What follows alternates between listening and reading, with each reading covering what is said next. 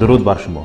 شوکتی محمد هستم و برنامه خبری تحلیلی پیام نیوز را تقدیمتان میکنم. سرخط خبرها: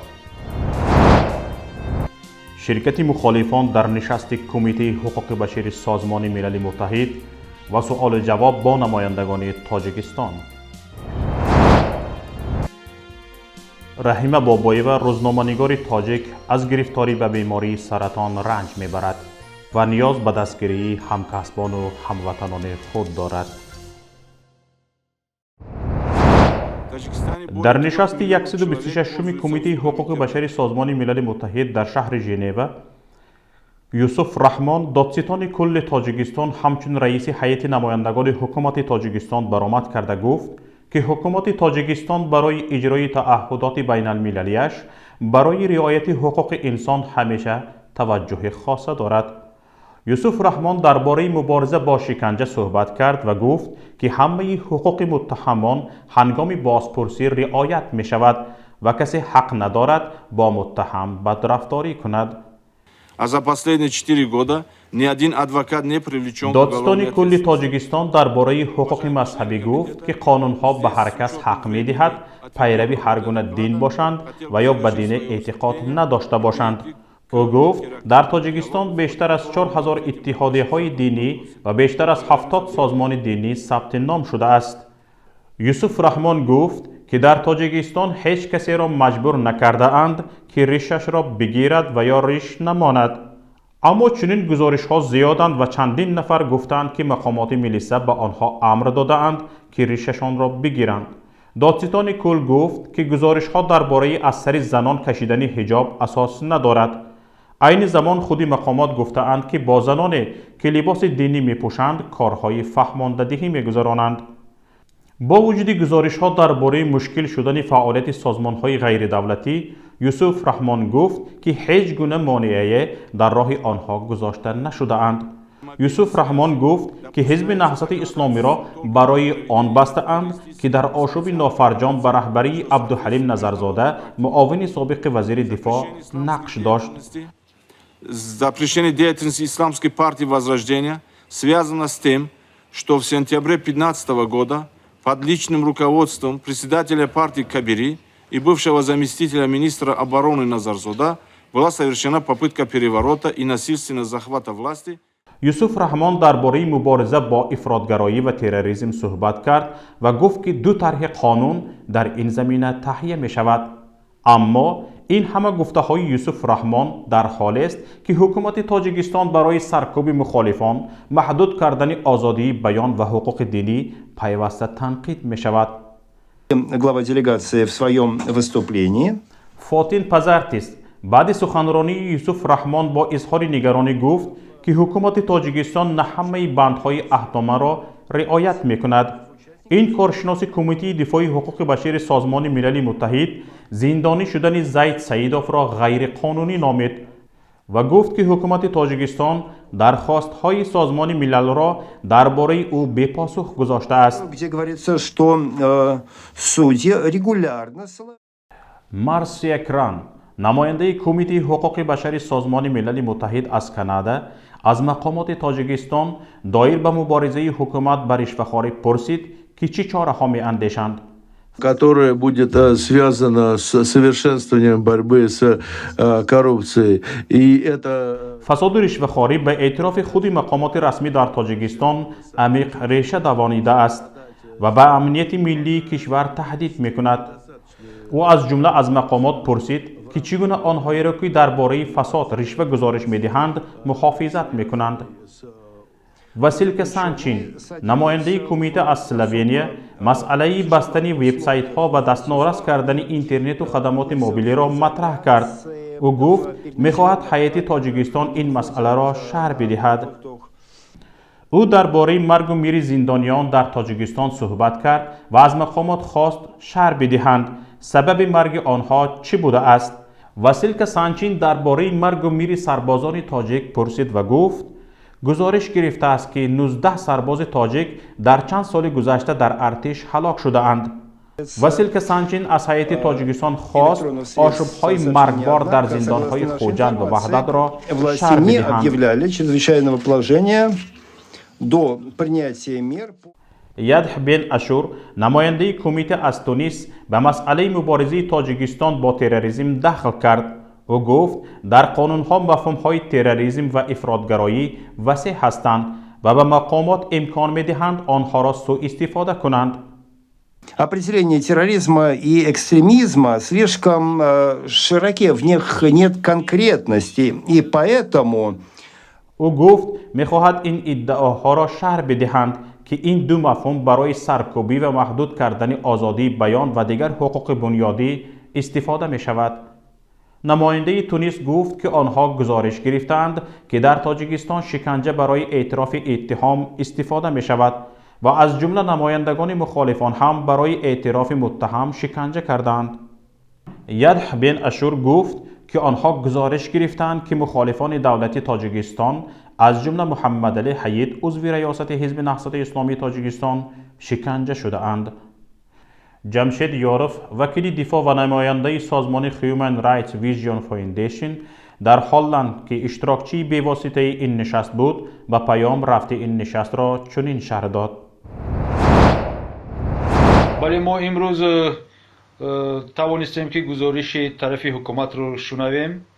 ما هم نیز گزارش پیشنهاد کرده بودیم، در آن گزارش هم سوالای مشخص داشتیم، پیشنهاد کرده بودیم، ولی متاسفانه از طرف делегация حکومت تاجیکستان با این سوال ها یگان جواب مشخص داده نشد. من فکر میکنم که نه جامعه شهروندی نه نماینده کمیته سازمان ملل متحد با جوابایی که پروکورور گنرالی با جوابایی که همراهان آنها دادند قانع نشدند و وقت نشان میدهد که پگاه باز آیا آنها چی پاسخ با سوالهای داده شده ما میدهند. در عموم اگر گویم همین رو قید کردن هستم که این حال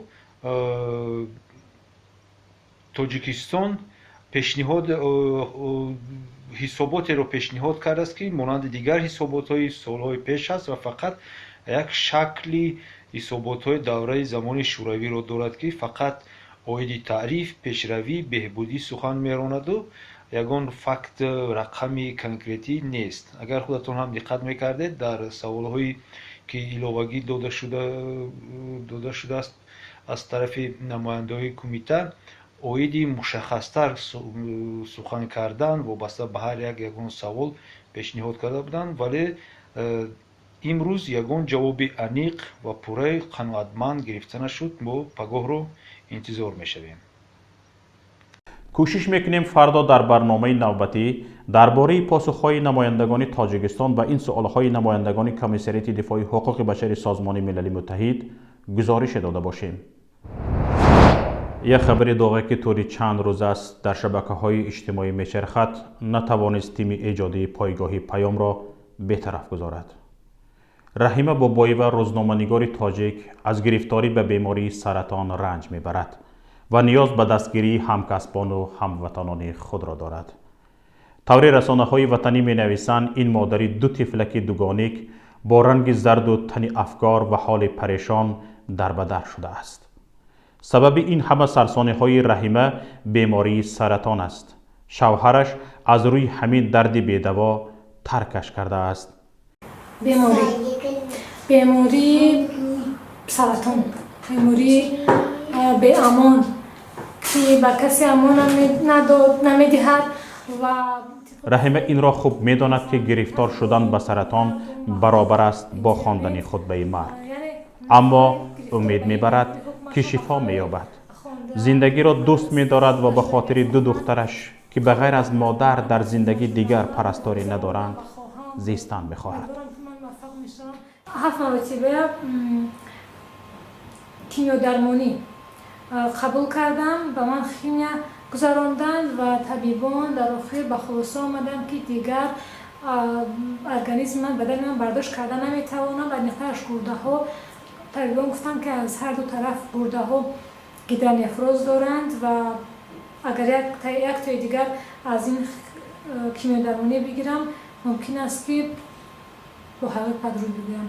برای همین هرچند در تاجیکستان در کشور خودمان از جراحی جواب یعنی نه جراحی میکنن و نه کیمیا درمانی گفتند از هر دو آزادی ممکن نیست اما من امیدوارم باور دارم که حتما یک راه پیدا خواهد شد، حتما راهی هست. اگر در تاجیکستان نمیشود تبابت، پس در آلمان، در هندوستان، روسیه، اسرائیل و کشورهای دیگری که در تبابت بیماری سرطان موفق شده‌اند، امیدوارم که در آنجا حتما تبابت می‌یابم و از مردم از این کشورم دعوت به عمل می‌آورم، خواهش می‌کنم، التماس می‌کنم که برای من کمک کنم تا من در آلمان تبابت بگیرم، چون زنده موندن می‌خواهم. رحیمه امروز نیازمند دعا و کمک و دستگیری ماست. کسانی که می‌خواهند به رحیمه کمک مالی رسانند می‌توانند خیریه خود را به این صورت حساب گذرانند.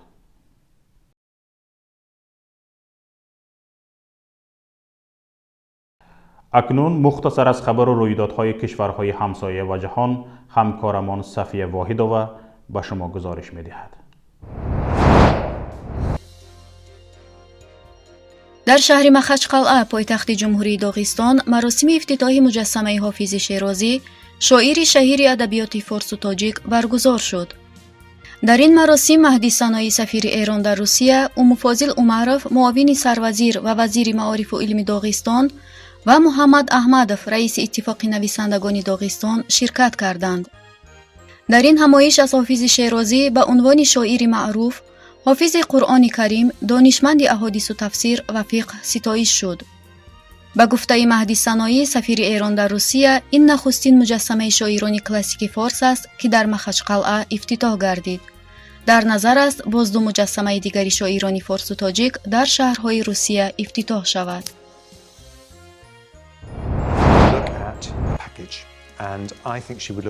دیروز وزیر امور خارجه بریتانیا اعلام کرد که کشورش از اجرای سازشنامه هسته‌ای با جمهوری اسلامی ایران خارج می شود. جرمی خاند حالا می خواهد سروزیر شود و یکی از دو داوطلب مقام سروزیری بریتانیا است. این داوطلب مقام سروزیری بریتانیای کبیر بعد اعلام مقامات ایران که گفتند صرف نظر از سازشنامه هسته‌ای سال 2015 غنیسازی اوران را از سر می‌گیرند، اظهار کرد که احتمال دارد لندن از سازشنامه خارج شود. همچنین دونالد ترامپ پرزیدنت ایالات متحده آمریکا تاکید کرد که ایران با آتش بازی می‌کند. اما حسن روحانی در جواب به این حرف ترامپ گفت هیچگاه ایران از تهدیدها نمی‌ترسد و به این گونه تهدیدها تن نخواهد داد. بعضی از رسانه‌های ایرانی خبر داده گفتند که سازمان انرژی اتمی ایران تصدیق کرده که ذخیره اورانیومی غنی شده از 300 کیلوگرم زیادتر شده است.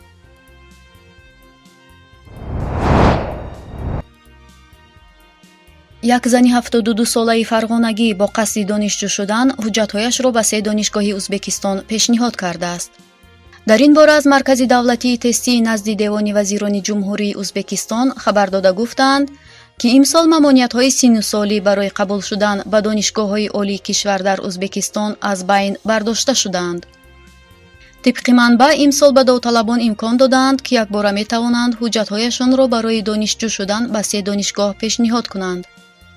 در مرکز تستی معلومات دادند که این زن الکی در سال 1973 تکنیکوم کاپیراتیوی فرغانه را ختم کرده بوده است و اکنون حجت‌هایش را به دانشکده آموزگاری قوقند، دانشگاه دولتی فرغانه و دانشگاه دولتی نمنگان با اختصاص زبان و ادبیات ازبک پیشنهاد کرده است. موافق پیشگویی‌های این مرکز، صف داوطلبان تا 1,200,000 نفر خواهد رسید که شماره آنها یک سال مقدم 700,000 را تشکیل می‌داد. اینجا نهایت برنامه امروزی ماست و من با شما خداحافظی میکنم.